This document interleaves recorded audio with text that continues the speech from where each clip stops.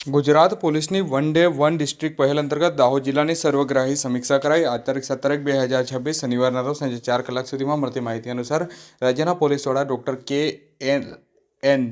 રાવ દ્વારા શરૂ કરાયેલી વન ડે વન ડિસ્ટ્રિક્ટ પહેલ અંતર્ગત દાહોદ જિલ્લાની ઉચ્ચ સ્તરીય સમીક્ષા બેઠક યોજાઈ હતી। વિડીયો કોન્ફરન્સ મારફતે યોજાયેલી આ બેઠકમાં દાહોદ જિલ્લાની કાયદો વ્યવસ્થા, ભૌગોલિક પરિસ્થિતિ તેમજ માળખા સુવિધાઓ અંગે વિસ્તૃત ચર્ચા કરવામાં આવી હતી। બેઠક દરમિયાન રાજ્યના પોલીસ વડા, દાહોદ જિલ્લા પોલીસ વડા અને પંચમહાલ રેન્જના આઈજી વચ્ચે સંવાદ થયો હતો।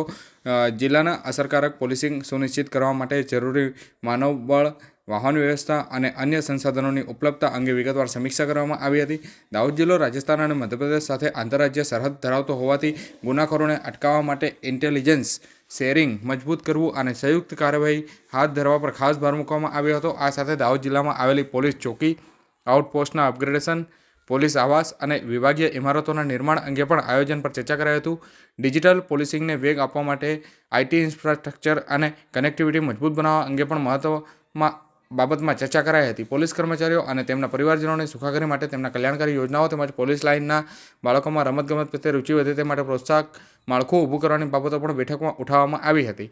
આ દાહોદ જિલ્લાની જરૂરિયાતોના મૂલ્યાંકન બાદ રાજ્યના પોલીસ વડા ડૉક્ટર કે.એલ.એન. રાવે પોલીસ ભવનની સંબંધિત શાખાઓને જિલ્લાની માંગણીઓનું તાત્કાલિક પરીક્ષણ કરવા સૂચન આપવામાં આવ્યા હતા।